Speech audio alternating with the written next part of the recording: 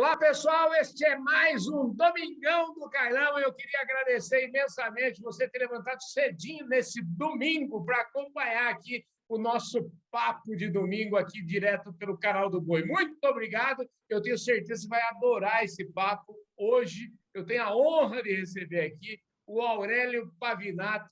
O Aurélio é o seguinte, ele toma conta aqui do negócio chamado SLC Agrícola. Ele é o diretor-presidente dessa companhia, que tem capital aberto na B3, enfim, é uma potência da nossa agricultura, um orgulho do Brasil, e é um orgulho imenso para a gente receber você aqui, Aurélio. Muito obrigado pela sua disposição, pelo seu tempo de dividir conosco aqui a sua experiência. Muito obrigado pelo convite, Carlão. Muito obrigado. É um prazer falar contigo e falar com os teus telespectadores. Pois é, a gente sempre começa o papo aqui no Domingão falando o seguinte, que ninguém nasce presidente de nada, né? Todo mundo tem uma história bacana, linda para contar, e eu queria que você contasse a sua. Mas antes até de falar que você é um agrônomo formado aí na Universidade Federal de Santa Maria, né? Eu queria que você contasse um pouquinho onde é que você nasceu, onde você foi, onde é que você passou sua infância? Maravilha. Eu sou um filho de pequeno produtor do município de Vista Gaúcha, noroeste do estado do Rio Grande do Sul. Nós somos em 8 irmãos na família. Eu me criei capinando e lavrando a terra com arado de boi, que na época meu pai plantava 20 hectares de terra. E lá que eu me criei. Uhum. E tive a felicidade de ter um professor muito bom que me indicou que eu deveria fazer o colégio agrícola. Uhum. E aí eu fui fazer o colégio agrícola Frederico Westphalen e a partir daí me abriram as portas. E automaticamente consegui espaço, estudei, consegui passar no vestibular para fazer a faculdade em Santa Maria. E aí foi sempre investindo muito em estudos, né? Depois da faculdade fiz o mestrado também. Ô, Pavinato, deixa eu te contar uma historinha rápida aqui. Você falou de colégio agrícola, então a gente já tem logo uma empatia, porque eu também estudei no colégio agrícola. E você Sim. falou de Westphalen, que você está falando, é a cidade de Frederico Westphalen, é isso?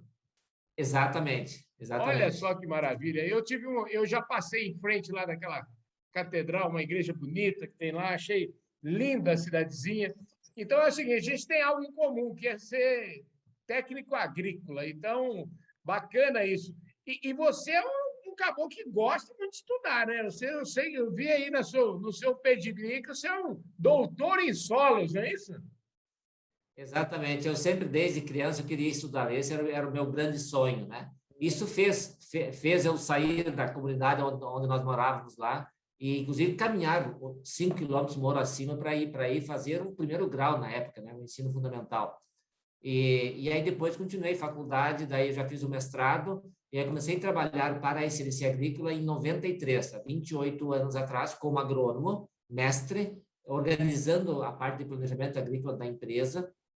E aí, na época, a sede da SLC Agrícola era em Horizontina, também na região noroeste do estado do Rio Grande do Sul. Uhum. Em 2003, depois que vendeu a fábrica de máquinas para a John Deere, aí a sede da SLC Agrícola mudou para Porto Alegre, onde nós estamos hoje. E aí eu aproveitei a oportunidade, trabalhando, eu fiz o doutorado. Fazia pesquisa nas fazendas, era trabalho e estudo o tempo todo, de 2004 a 2008. E aí eu fiz doutorado em ciência do solo. Então, até ali, meu foco sempre era o desenvolvimento técnico e agronômico da empresa. Eu era gerente de planejamento agrícola, e aí depois diretor de produção da empresa. Uhum. E aí assim, eu fiquei nesse cargo até 2012. A partir de que eu virei diretor em 2008, eu comecei a investir bastante em formação em gestão. Pois é, eu estou vendo aqui, esse caboclo que estudou até em Harvard, né, em SEAD, na Fundação Dom Cabral. O homem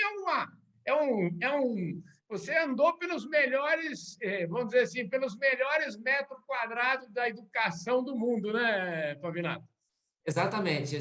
Depois de ter concluído o doutorado e ter a formação técnica, eu planejei, não, agora eu vou investir em formação em gestão. Aí eu fiz um curso da Fundação Dom Cabral em parceria com a Kellogg School of Management de Chicago, em 2012, que é um pós-MBA. E aí eu aqui na empresa estimulo todo o nosso time a cada 3, 4 anos fazer uma reciclagem, um novo curso. E aí eu também faço isso. Em 2016 eu fiz o PGA, que é um programa de gestão avançada da Dom Cabral em parceria com o INSEAD na França. E agora eu estou cursando o chamado OPM, Owner President Management. É um programa de gestão avançada de Harvard Business School. É um programa de 3 anos. Eu fiz o primeiro módulo, que são 3 semanas, o primeiro ano. O segundo módulo era para mim ter feito agora, em função da pandemia e da quarentena, acabei não indo agora e irei o ano que vem, fazer o segundo módulo, depois o terceiro módulo, e assim eu fecho esse curso com uma turma internacional. Mas o investimento em educação é a forma de você evoluir na tua carreira, e tanto técnico inicialmente e depois na gestão. A gestão da empresa, os métodos modernos de gestão, você só aprende vendo o que o mundo faz e o que as empresas modernas fazem, e aí você traz isso para o teu negócio, e com isso você consegue evoluir como profissional e também evoluir a sua empresa. Pavinato, deixa eu te contar uma história. Você falou desse negócio de andar 5 quilômetros a pé para estudar. Quando eu fiz a 7ª série, eu me lembro que eu andava 5 quilômetros até na beira do asfalto para pegar um ônibus para poder estudar. E a minha mãe tinha um argumento muito forte para a gente estudar. Ela dizia o seguinte: se repetir de ano, vai trabalhar na roça, você entendeu? Então, assim, capinar, vai voltar a capinar na roça. Mas isso deu fez a gente ter uma vontade muito grande de estudar. A sua família, a sua mãe devia valorizar muito os estudos também, né, Pavinato? O meu pai, infelizmente, ele não teve oportunidade de estudar nem o ensino básico, né? Então, ele é analfabeto. Ele é analfabeto até hoje ainda. E ele só falava assim, guri, capricha.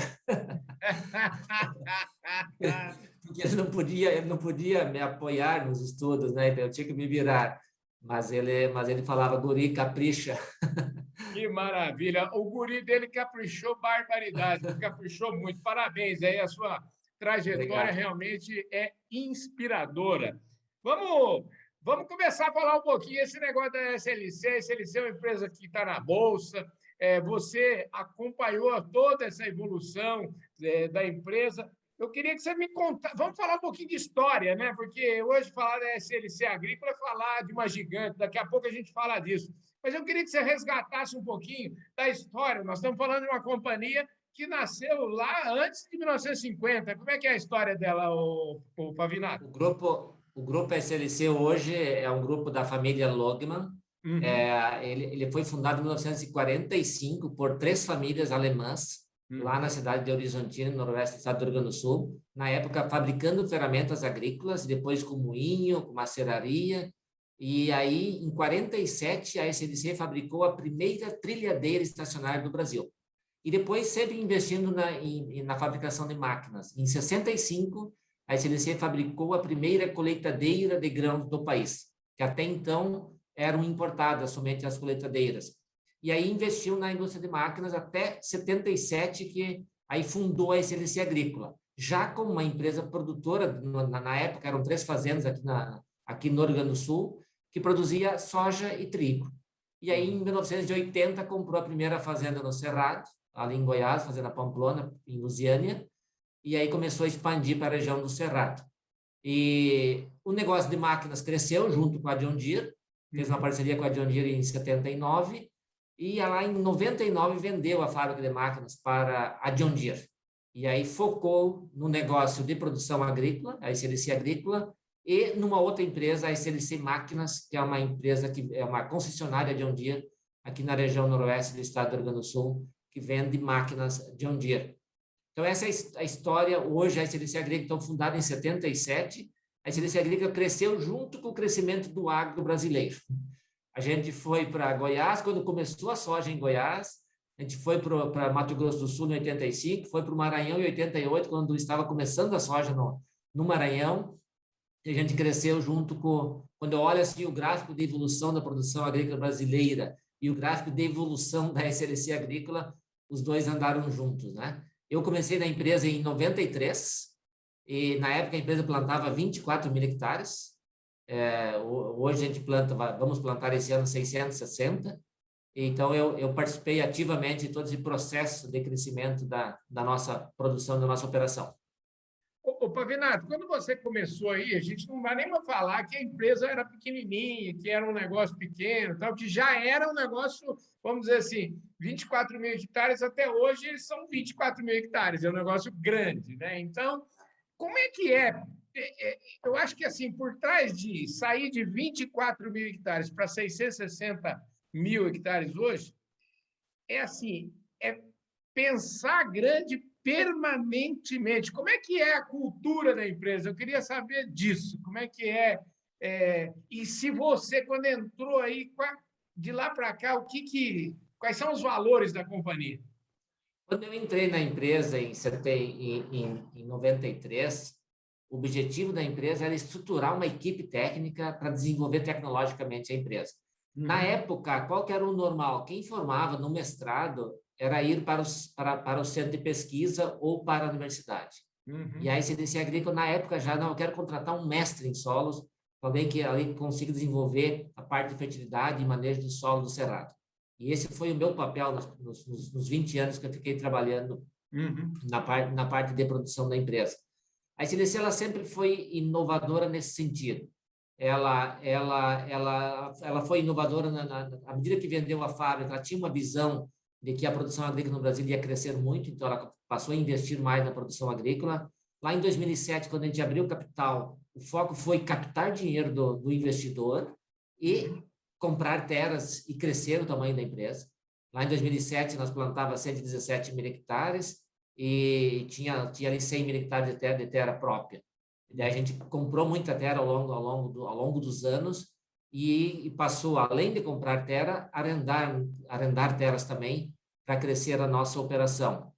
E eu comecei na empresa, na época nós também estabelecemos um centro de pesquisa dentro da empresa, para a gente adaptar o pacote tecnológico e nós ter uma tecnologia o mais ajustada possível para cada fazenda da empresa, com isso maximizando o resultado, tanto o resultado econômico, quanto ter um sistema de produção sustentável. Trabalhei muito em cima de manejo correto do solo, rotação de cultura, plantio direto, ao longo desses anos todos, para nós ter um sistema de produção sustentável. E, felizmente, a gente evoluiu muito em produtividade ao longo do tempo.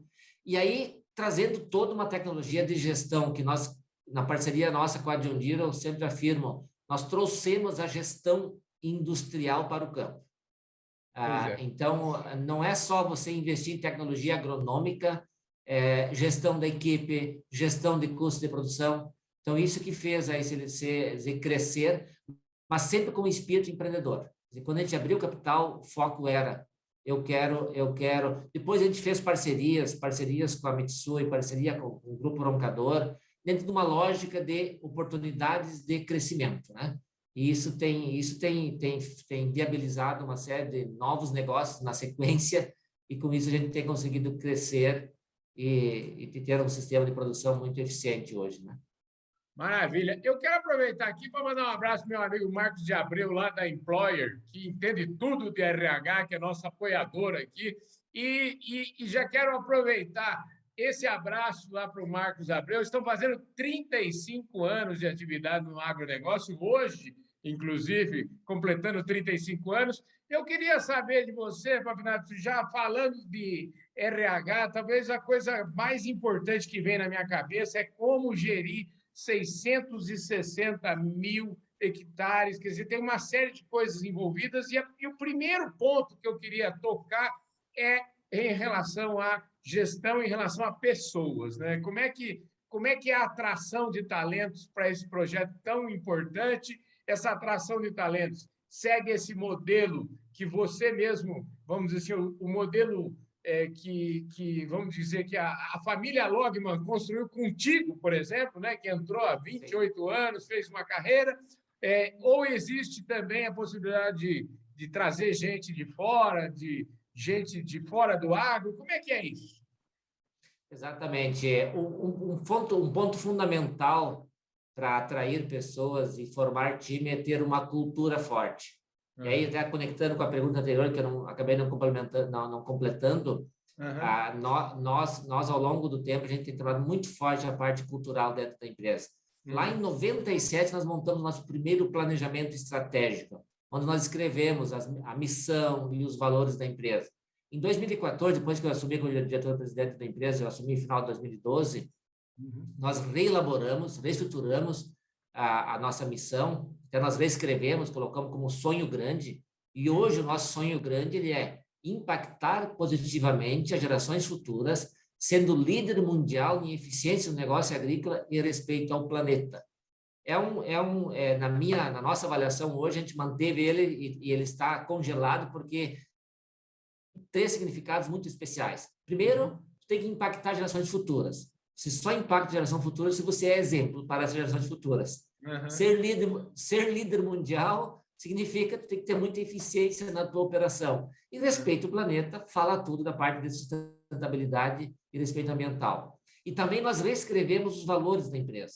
Eram 7, eram mais descritivos, um pouco longo, difíceis do time compreender e decorar. Aí nós escrevemos e resumimos em 4 valores somente. Os valores são integridade, relações duradouras, resultados sustentáveis e o quarto, integridade, relações duradouras, resultados sustentáveis e paixão pelo que você faz. Paixão pelo que você faz. Então, são quatro valores, cada um tem um símbolo e eles têm um significado. Então, a gente pratica muito isso dentro da empresa e isso gera um nível de engajamento em relação à cultura da empresa.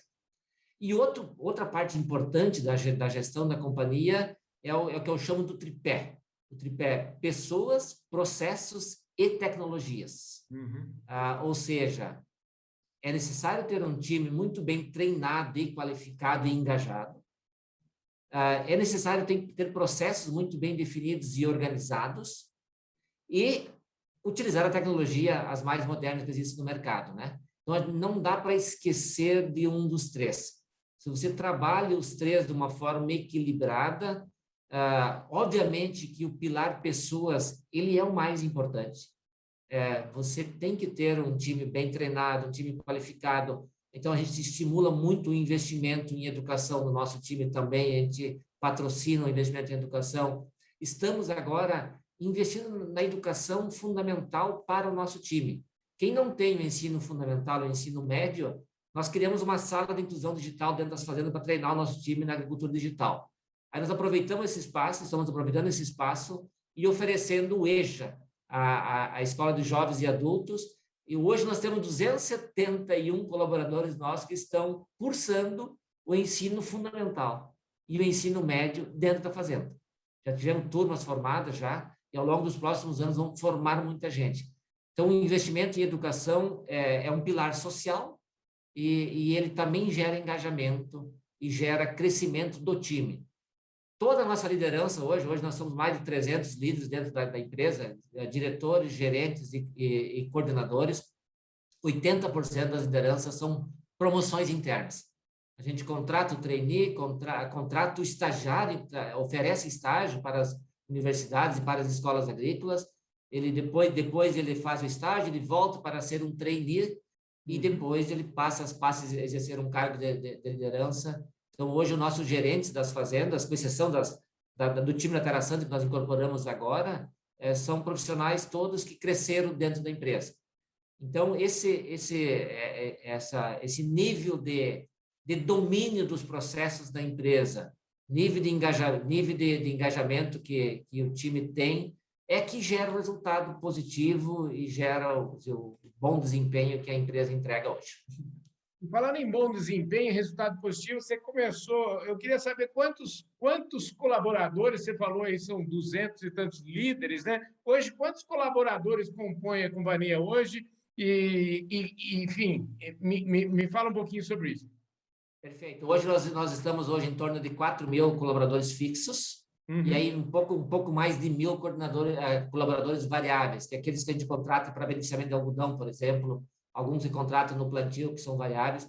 Então, fixos em torno de 4 mil. Nós estamos agora formando, a gente comprou 2 empresas esse ano, né? A Terra Santa, que já está incorporada na nossa operação, e a Agrícola Xingu, que nós estamos incorporando agora. Então, agora estamos formando o time da Fazenda Paysandu, que é da Agrícola Xingu. Então, em torno de 4 mil colaboradores fixos. Você sabe que hoje estava conversando com o Marcos Abreu, lá da Employ, e ele falou, uma coisa muito maravilhosa que acontece com a gente, eles são terceirizadores de mão de obra, né? E que acontece muitas vezes do cliente dele, que é o cliente que contrata a mão de obra terceirizada, acaba contratando definitivo aquele colaborador. E ele falou que isso deixa ele muito satisfeito. Em primeiro lugar, assim, eles estão pensando na geração de renda, né? Fico imaginando a felicidade do cidadão que é contratado de maneira temporária e, de repente, consegue um emprego, né? É muito bom isso, né, Pavinato? A gente tem muitos casos dentro da empresa de colaboradores que vieram como temporários, vieram fixos, colaboradores que lá antigamente vieram como catadores de raiz na época, na época que se abria a área. Hoje nós paramos de abrir áreas e que hoje trabalham como liderança conosco, né? Então, a gente tem muitas experiências de pessoas que cresceram dentro da empresa. Ô, Pavinato, conversa ótima, nós já falamos de quase tudo que interessa aqui, mas agora eu queria sair um pouquinho para fora da companhia e colocar para você já falou de tecnologia, mas falando um pouco da parte de gestão interna, agora eu queria falar um pouquinho de tecnologia com você, do ponto de vista do produtor rural, né? Eu acho que você tem a história da SLC por também estar no meio das máquinas, né? As máquinas hoje, o Paulo Herman, lá da John Deere, sempre que eu converso com ele fala para mim o seguinte, que hoje qualquer máquina deles lá tem mais tecnologia do que a Apollo 11, que foi para a Lua. Como é que o produtor rural já está, vamos dizer, dominando muito bem essa tecnologia? Esse é o desafio do produtor rural hoje, na verdade. Hoje as tecnologias são oferecidas, as máquinas são ultramodernas e nem todo mundo está preparado para utilizar de uma forma eficiente essas tecnologias modernas, né? Mas o produtor está evoluindo muito e está todo mundo investindo muito. Nós devemos investir, eu falo produtor de uma forma geral, nós estamos investindo em conectividade no campo, para nós poder trabalhar com as máquinas conectadas e facilitar esse controle da gestão da operação. Porque hoje as máquinas estão desconectadas na sua maioria, e aí você não sabe exatamente como é que o operador está conseguindo utilizar todas as possibilidades que existem naquela máquina, né? E aí, na medida que o agro evoluir e que nós colocar conectividade no campo, eu sei que o Paulo Herman está trabalhando forte para estimular o setor a investir em conectividade, eu tenho certeza que isso nós vamos ter um upgrade em termos de eficiência da operação e controle de qualidade das operações. O secretário Arthur Coimbra, lá do Ministério das Telecomunicações, esteve falando comigo aqui e disse que o Brasil vai mudar. É outro Brasil depois do 5G. Você acredita nisso também, Fabiano? Com certeza, com certeza. Na verdade, lá no campo, primeiro tem que chegar ao 4G, que não chegou ainda, né? No geral. Tem que chegar ao 4G para poder trabalhar com a máquina conectada, trabalhar com o tablet conectado. Nós, da SLC, estamos acabando de colocar em todas as fazendas nossas agora esse ano, agora o ano que vem a gente coloca nas fazendas que nós adquirimos, o 4G não só na sede, o 4G no campo, lá nas lavouras, né? Sim. Então, o Brasil precisa investir no interior para ter conectividade no campo. O 5G, ele vai ser uma revolução, mas aí ele tem que vir conectado com toda essa gestão de frota, a gestão de imagens, a gestão de dados, quer dizer, a gestão da operação agrícola com mais eficiência. Então é um desafio, eu diria assim, para a cadeia como um todo. O produtor grande, obviamente, tem mais condições de já começar com uma estrutura mais completa.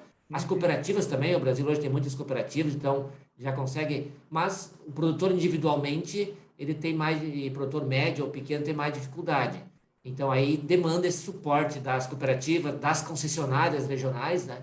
Para a gente evoluir no sentido de maximizar toda a tecnologia que é oferecida hoje nas máquinas e com a conectividade e o 5G vão ter muitos aplicativos, muitos sistemas de suporte, muito suporte para o produtor que será facilitado em relação ao que é hoje, né? Então, eu estou muito otimista com uma revolução nos próximos anos em termos de manejo das culturas e qualidade das operações. Isso vai nos ajudar a dar mais um salto de produtividade. O Brasil evoluiu muito produtividade ao longo dos últimos anos e nós temos um potencial para continuar evoluindo com a agricultura digital. Como é que tudo isso, como é que é a gestão agora do risco? Vocês plantam 660 mil hectares, janela de plantio desse tamanho. Como é que é gerir tudo isso? Nessa época de plantio, aí falta chuva aqui, falta chuva ali. Como é que... você consegue dormir direito nessa época, Fabinato? Eu consigo. Tem um time responsável, obviamente... A magnitude do problema, às vezes, se o problema é pequeno, você não se preocupa tanto. Se o problema é grande, você se preocupa um pouco mais, né? Aí pode gerar alguma insônia, né? Mas obviamente, são 22 fazendas, né? Então, para nossa operação, como são 22 fazendas, há uma mitigação de risco muito grande, né? Às vezes acontece um problema climático em uma fazenda, mas tem outras 21 que não tem problema climático. Acontece numa região e não acontece nas outras 4 regiões que nós estamos hoje, né? Nós estamos no Mato Grosso do Sul, Goiás, Bahia e Maranhão. E tem em Minas também uma fazenda pequena. Então, nós estamos em 4 macro-regiões, assim, inteiras, né? Então, isso, para nós, tem uma resiliência muito grande ao nosso sistema produtivo. Além das 3 culturas. Às vezes, dá um granizo numa cultura na soja, mas não dá no algodão, e vice-versa. Então, ao longo dos anos, nós temos conseguido ter uma gestão muito eficiente e ter uma estabilidade de produção. E isso, para nós, é muito importante. E toda a parte comercial, nós temos toda uma política e uma estratégia de gestão de riscos, vendendo o futuro, fixando commodities, fixando câmbio, fixando insumos, comprando antecipado. A gente consegue, com isso, ter uma maior estabilidade nas nossas margens e nos nossos resultados. O negócio da agricultura de vocês, e eu queria saber que a agricultura ainda continua, a terra, o valor da terra em si, o ganho, vamos dizer assim, o ganho imobiliário é significativo para vocês? Vocês estão preocupados com ganho imobiliário, estão preocupados com eficiência de gestão do negócio agricultura? Lá nos primeiros 30 anos da empresa, o foco era muito mais imobiliário. Comprar fazendas em novas fronteiras agrícolas. Depois da abertura de capital, o foco foi muito mais na operação. E hoje, nós estamos crescendo, arrendando terras. A gente não está comprando. A gente tem um portfólio, hoje 1/3 das nossas áreas operadas é área própria. Então, é um portfólio importante, é um portfólio que gera um ganho imobiliário importante, mas o foco primeiro nosso é a operação e gerar cada vez mais resultados e ter um sistema de produção sustentável. Os pilares da sustentabilidade para nós são fundamentais e nós temos trabalhado forte nos 3 pilares, tanto no econômico quanto no social e no ambiental. Eu comentei do social dos colaboradores nossos, nós temos feito ações também sociais nas comunidades no entorno das nossas fazendas, investindo em educação. Nós criamos o Instituto SLC o ano passado para investir em educação. O foco do Instituto é investir em educação nas comunidades onde nós estamos inseridos. Com isso a gente ajudar no desenvolvimento social. Esse é o grande desafio. Você dar a cesta básica é importante. A gente acabou até esses dias doando aí 10 mil cestas básicas, também é importante para a questão da carência também. Ninguém consegue estudar se não tem comida, né? Mas o que vai transformar a sociedade vai ser a educação. Então, o Instituto SDC tem esse foco.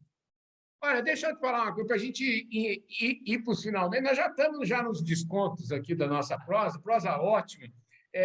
Meu amigo, eu conversando uns tempos atrás aí com o meu amigo Marcelo Prado, o Marcelo falava assim, não, Carlão, a gente está vendo uma transformação aí, por exemplo, na distribuição de insumos agrícolas, nos Estados Unidos é assim, aqui vai ser assim também.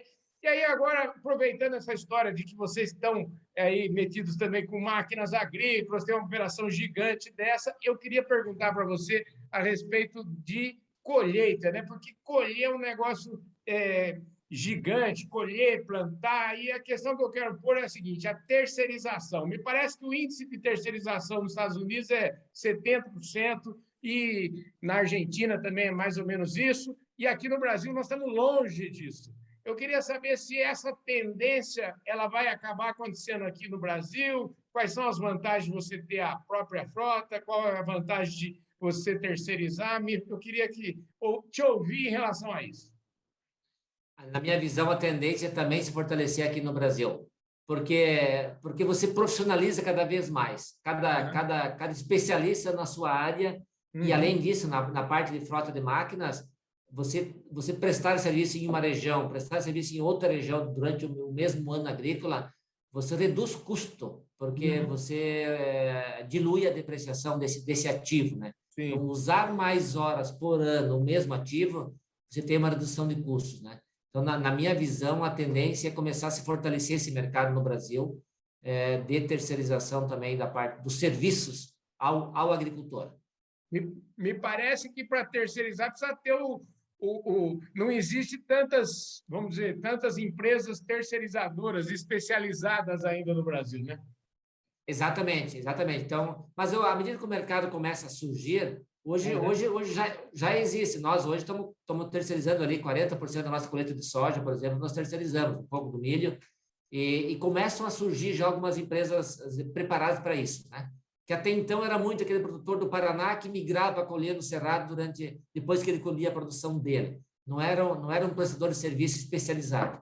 E hoje já está começando a ter já companhias especializadas em prestar serviço.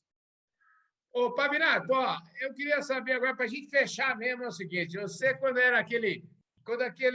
você era aquele piá que andava aqueles 5 quilômetros lá, já chegava você tinha assim um objetivo na sua vida, você é um cara hoje, como é que você está na sua vida hoje? Você achou que chegaria tão longe? Eu não tinha imaginado que eu chegaria tão longe. Eu tinha um sonho que era crescer profissionalmente e ter um ótimo desempenho profissional. Então, os passos eu fui dando à medida que eu fui evoluindo na carreira, né? À medida que eu virei um gerente, não, eu quero virar um diretor um dia. Quando eu virei um diretor, eu quero virar um presidente. Entendi. E eu tinha, lá em 2010, eu pensei, eu quero virar o presidente da empresa, né? E eu estava imaginando lá por 2015, né? Mas aí, por coincidência, por algumas mudanças aqui, em 2012 eu já assumi a posição, né? Então, maravilha. E hoje, cada vez mais, quer dizer, na posição que eu estou, o meu grande desafio aqui hoje é entregar o nosso sonho grande, aquilo que eu falei. É ser exemplo para o futuro, ter um sistema de produção sustentável com toda a formação agronômica que eu tenho. Eu quero realmente, daqui a 20, 30, 50 anos, meus netos falar, realmente, aqueles projetos lá que a SLC fazia foram um exemplo para a sociedade e o Brasil, daqui a 30, 50 anos, vai ter um agro reconhecido mundialmente como sendo altamente produtivo, altamente eficiente, altamente sustentável. Esse é meu sonho agora para os próximos 20 anos de carreira. Maravilha. Escuta, e como é que o Pavinato gasta o tempo dele, o tempo que sobra aí, porque tá difícil, eu queria saber se sobra bastante tempo, como é que é seu final de semana, me conta um pouquinho aí, como é que você faz para distrair um pouco? Eu costumo afirmar assim, não é suficiente você ter sucesso na carreira, ter um bom retorno econômico, né? E você não cuidar da sua saúde, por exemplo. Eu cuido da minha saúde. Eu faço academia 2 vezes por semana, eu jogo bola 1 vez por semana, eu corro 1 vez por semana, né? 4 vezes por semana eu tô praticando exercício físico, né? Eu procuro ter uma alimentação saudável e eu procuro dedicar o tempo para minha família. Claro, eu chego em casa sempre um pouco tarde, 7, 8 da noite, mas chegando em casa eu dedicar esse tempo para a família. Finais de semana eu evito o trabalho, obviamente em alguns momentos acontece, às vezes ter que trabalhar no final de semana, mas eu procuro ficar com a minha família. Eu tenho 3 meninos e jovens ainda, né? 8, 11 e 14 anos, né? Então eu tô com essa responsabilidade de, junto com a minha esposa, ajudar na educação dos meninos, né? Então eu busco um equilíbrio, né? Entre o trabalho, entre a profissão e a vida familiar e o convívio com os amigos também, né? Então isso é importante porque você tem que estar bem consigo para fazer um bom trabalho e ter um bom convívio no trabalho também. e ser exemplo para o time interno, né? Também aquilo que a gente falou, a empresa quer ser exemplo, mas cada um de nós tem que ser exemplo para o time todo que está querendo crescer dentro da empresa, né? Então, eu procuro ter esse tipo de comportamento e ser exemplo. Maravilha, querido. Eu queria agradecer imensamente aqui sua presença, o seu tempo, que eu sei que é sagrado, você decidiu dedicar esse tempo aqui para esse programa, então só me resta te agradecer muito e espero que você tenha gostado do papo, porque eu adorei, viu? Maravilha, Carlão. Muito obrigado pelo convite. Foi um prazer falar contigo e contar um pouco da história, da minha história e da história da SLC. E são duas histórias que eu tenho muito orgulho, ambas. Com Muito certeza, obrigado. e são histórias que se misturam, né? Então é uma coisa É. maravilhosa, realmente muito inspiradora essa sua trajetória aí. Eu imagino que a sua trajetória aí, pelas contas que eu estou fazendo, 28 anos de SLC, você começou na empresa, você tinha quantos anos, Pavinato? Eu tinha 25, eu tinha concluído o mestrado. Que maravilha, parabéns, viu? Olha, eu queria mandar um abraço então para vocês, mandar um abraço para o pessoal da Employer, mandar um abraço para todos vocês que não perdem nenhum Fala Carlão, que não perdem nenhum Domingão do Carlão, dizer para vocês que a gente vai estar aqui no domingo que vem, pedir para vocês acompanharem o nosso programa aí durante a semana, todo dia aqui no canal do Boi. Muito obrigado, Pavinato, show de bola.